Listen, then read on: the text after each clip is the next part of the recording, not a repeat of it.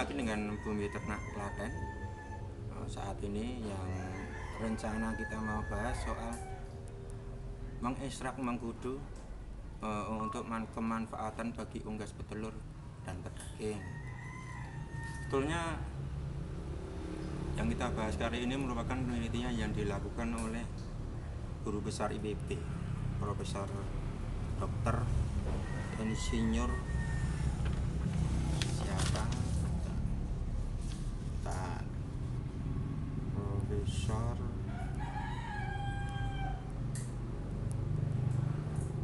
malah lali toh. Yuni Retnani MSc. Jadi guyu ramane. Nah, sekarang nanti sistem pembuatannya kita bagi tiga, ada yang sistem rebusan, ada yang sistem ekstraksi kering, satunya lagi yang sistem probiotik bisa disimpan lama, yang sistem cair. Sekarang kenapa mengkudu dijadikan bahan untuk penelitian Dr. Yuni Retnani? Itu ternyata kandungan senyawa dalam mengkudu semacam damna kanal. Itu fungsinya menghambat pertumbuhan tumor, kanker dalam organ ayam yang keserang penyakit,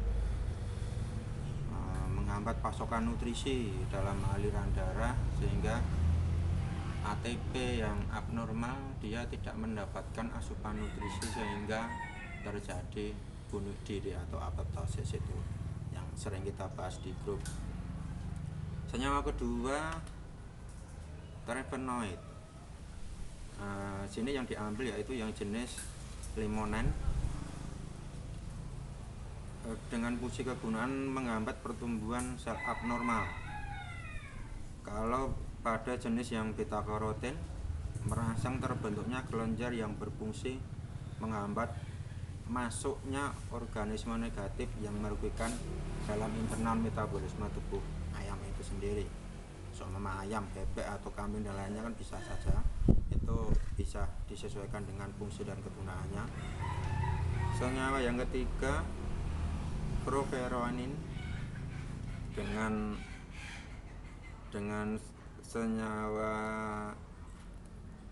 senyawa yang setelah diubah menjadi seronin, dia berfungsi mengaktifkan sel protein. Pada dasarnya sel protein itu merupakan bentuk dari protein. Karena sel protein yang diaktifkan, maka imbasnya nanti pada proses metabolisme tubuh saat penyerapan nutrisi, absorpsinya itu semakin sempurna. Artinya nutrisi yang kebuang itu fungsi kegunaannya hampir sama dengan ya probiotik itu setelah dia menghasilkan hormon dan enzim. Di samping satu lagi fungsi kegunaan adalah meregenerasi sel-sel tubuh yang mengalami kerusakan. Kalau senyawa kasentin ini yang terdapat di dalam daun mengkudu itu seakan-akan semacam biokatalisator, pengoksida dalam kerja metabolisme. Seakan-akan loh ini dalam pengoksidian dalam kerja metabolisme tubuh. Itu secara umum keempat senyawa yang kelihatannya penting dan ada manfaatnya untuk dunia peternakan yang kita geluti selama ini. Kalau efek samping, efek positifnya nanti bisa dibuka ya di blog. Kalau Anda nonton di YouTube, usahakan juga Anda nanti nonton yang di blog Bumi Ternak itu. Promosi daerah apa ya?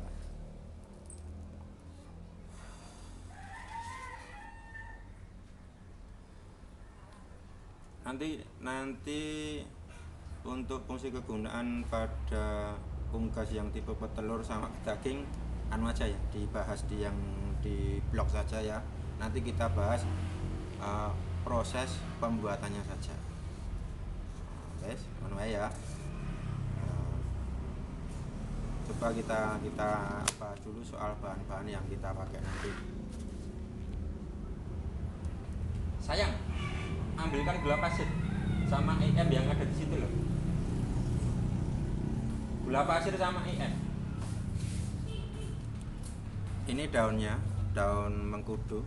Ambil yang jangan terlalu tua, jangan terlalu muda.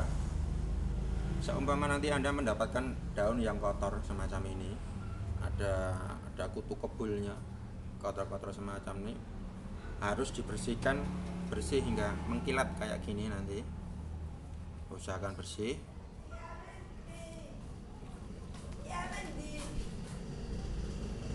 Kami dekat wi loh, sing nyemprot wingi loh sayang. Ini yang daunnya, cari yang model kayak gini, jangan terlalu tua, jangan terlalu muda. Usahakan daun hitungan keempat dari ujung. Sini dulu. Ora gelem pecahi. Saya ini daunnya ini. Sekarang kita bahas untuk buah pacenya. Buah pace tadi saya di artikelnya tak tulis yang matang tapi mengkal, hampir semacam ini. Tapi ini agak terlalu muda. Nanti kalau mengkal itu masih kelihatan keras, dipencet kayak gini masih ada kerasnya, sifat kerasnya. Tapi kalau ini terlalu keras, ini terlalu muda. Nanti nyari referensi ya kalau punya pohonnya. Kalau buah yang ini bagus ya, ini matang total, dia bagus untuk pembuatan di sistem yang probiotik ya, bagus yang ini. Kalau untuk sistem kering yang ini kurang bagus. Nanti efeknya saat pengeringan atau pengoponan nanti terlalu lama, repot nanti. Kalau yang buah semacam ini sudah terlalu tua, sudah tidak layak untuk dipakai pembuatan yang sistem kering, probiotik maupun yang perebusan. Dibuang kalau dapat yang model kayak gini. Nanti gulanya ini kita pakai gula pasir ini. IM-nya kita pakai yang IM4. Kalau ada yang nanya, kebanyakan memang banyak yang nanya, IM4 itu yang bisa digunakan yang pertanian, perikanan atau peternakan. Seumpama dia tujuannya probiotik untuk ternak, apa boleh pakai IM4 yang dari perikanan atau pertanian? Ya kalau dari pemasaran pabrik memang nggak boleh, itu memang dipisahkan antara perikanan, pertanian dan peternakan. Cuman nanti praktek di lapangannya just diingat saja, mungkin teman yang lain sudah banyak yang nanya, saya sudah mempraktekkan, ternyata IM pada pertanian, perikanan, peternakan itu bisa digunakan untuk pembuatan probiotik perikanan, peternakan, nggak apa-apa, nggak masalah. Kalau nanti Anda amati mikroorganismenya pun dan jamur atau yes yang dipakai pun sama, cuma sekitar 3 jenis nanti mikroorganismenya yang dipakai. Coba aja nanti diamati, atau pakai NPS, New Probiotic Starter itu. Mungkin Ramone atau si Arjuna Yudhawati sudah membuat itu NPS-nya. Coba aja nanti bisa nanya sana, bisa di ADD nanti akun Facebooknya, mungkin nanti bisa menerangkan. Kalau ada barangnya pun mungkin bisa minta contohnya. Coba saja nanti. Apalagi cuman sama air aja. Sekarang sistem pembuatan kalau perebusan ya, ini yang sistem yang perebusan.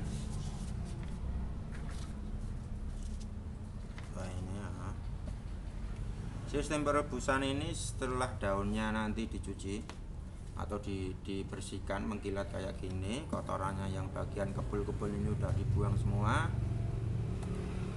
Ini nanti dipotong dipotong lembut-lembut, kecil-kecil semacam ini tidak masalah, kecil-kecil semacam ini. Sama ini juga nanti buat kecil-kecil semacam ini. Semuanya nanti sekitar jumlahnya berapa, coba dilihat yang di blog. Kalau terpaksa pakai buah yang tua, tapi yang tua yang masuk kriteria ya, yang model semacam ini tinggal ngeremas saja. Kalau yang mengkal nanti kita iris, potong kecil-kecil, kita buat ukuran paling segini gini. Nah, setelah diiris-iris itu baru nanti dimasukkan ke tungku pemanasannya itu dengan pemberian air yang sudah saya jelaskan ya, tidak usah saya bahas di sini ya. Nah, nanti setelah direbus, didinginkan, hasil rebusan ini bisa disimpan minimal 7 hari, tapi harus masuk kulkas. Kalau cuman di luar, paling nanti 3 hari sudah mengalami proses basi. Kalau basi hasilnya ya dipakai ya enggak apa-apa, daripada dibuang. Tapi kalau ada yang segar, yang bagus, mending pakai yang bagus. Itu yang sistem rebusan. Kalau sekarang model yang ekstraksi kering ya, ekstraksi kering itu yang rebusan awal tadi dia bisa masuk ke pencampurannya, dosis campur pakannya berapa, dosis air minumnya berapa, nanti dibuka di blok. Dia yang rebusan bisa di aplikasinya ke air minum maupun ke pakan. Kalau yang sistem ekstraksi kering, modelnya semacam ini, ekstraksi kering, sudah modelnya agak dekat, agak tepung model kayak gini. Ini nanti aplikasinya ke pakan dengan dosis yang dianjurkan oleh Prof Yuni sekitar 6 hingga 9% dari akumulasi volume campuran pakan yang ingin Anda mixing. Terus sekarang urutan pembuatan kalau untuk yang sistem kering ya. Sistem kering itu nanti ini daun masih dalam keadaan utuh semacam ini dijemur, tapi dengan syarat sinar matahari tidak boleh langsung mengenai daun. Tidak boleh terkena daun. Artinya seumpama ini yang dijemur dibuatkan atap atau dibuatkan paranet boleh, nanti pakai paranet itu, atau dibuatkan rumah kaca yang intinya sinar matahari tidak mengenai daun mengkudunya, tapi daun mengkudu bisa kering. Itu sistem yang pertama itu. Yang kedua nanti pakai proses pengopenan. Kalau nanti pakai proses pengopenan, daunnya dibuat ukuran sekecil mungkin. Dengan ukuran daun yang sekecil mungkin, ini nanti bentar ya, bentar.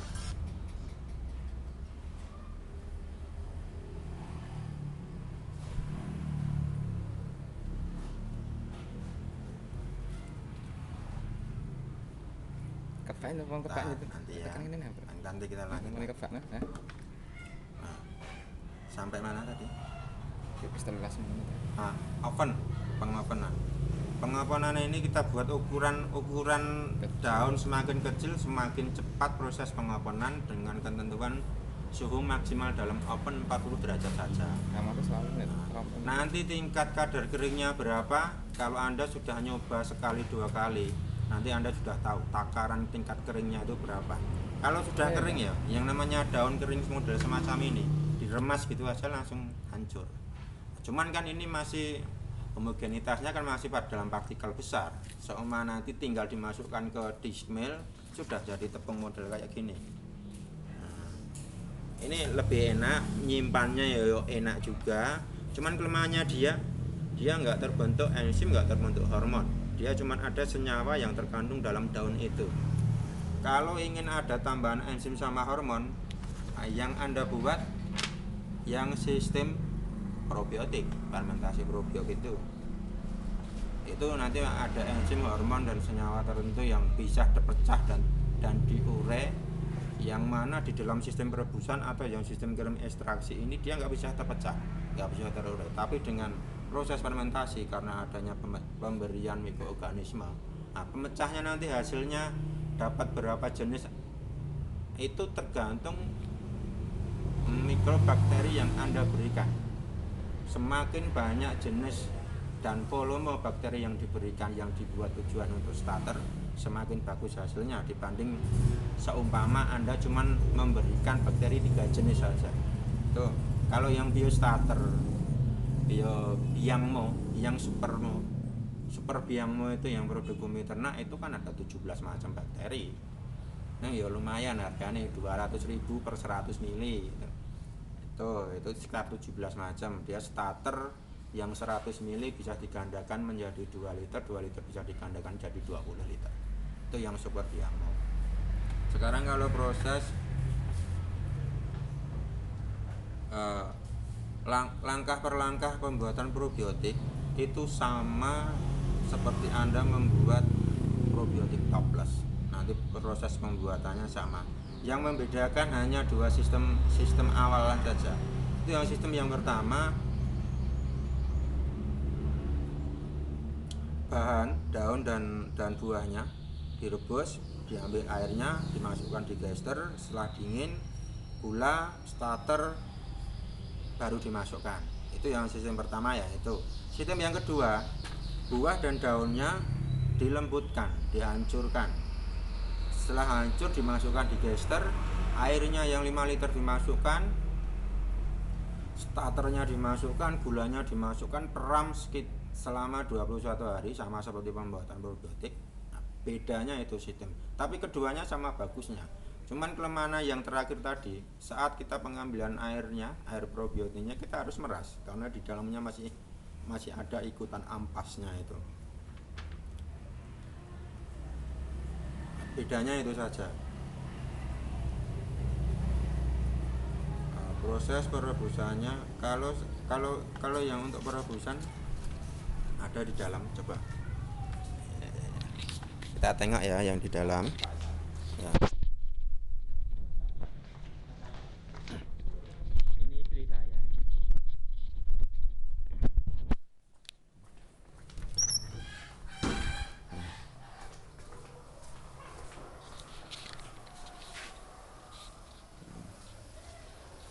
Nah, ini model-model perebusan. Ini yang sistem pertama. Daun dan buahnya kita hancurkan, setelah mendidih, model-model mendidih semacam ini. Ini nanti kita angkat, terus kita tiriskan, kita dinginkan, baru nanti bahan-bahan lainnya kita masukkan ke digesternya gitu.